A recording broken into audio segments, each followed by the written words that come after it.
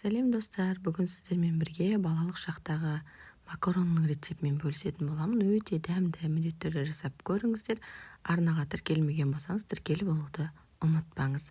Бірінші қызып тұрған майымызға макаронымызды салып аламыз.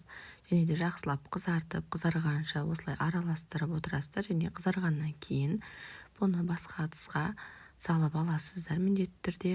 Және де мен өзім тефтелдерді қолдан жасаймын. Морозильникке осылай алдын ала қатырып қоямын.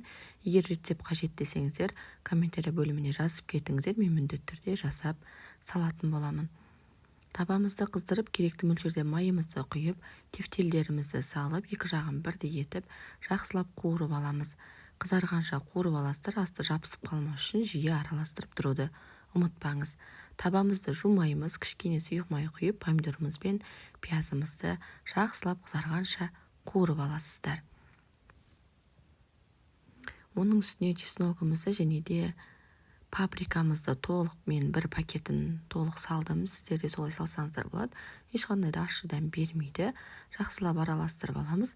Кішкене тұз салып, қара бұрыш салып, жақсылап араластырып, оның үстіне керекті мөлшерде суымызды құйып аламыз. Мен осындай стаканнан 1,5 стакан су құйдым.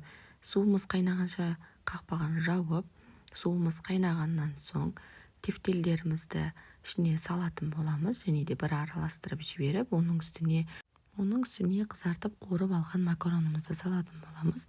Және де дәміне қарап тұзымызды қосуды да ұмытпаңыздар.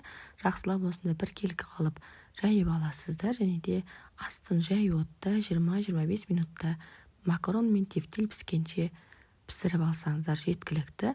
Міндетті түрде жасап көріңіздер, өте дәмді достар. Өкінбейсіздер, жасап көріңіздер, ас болсын, міндетті түрде арнаға тіркеліп кетуді ұмытпаңыз. Болсын, сіздермен бірге болған Жансая. Келесі кездескенше.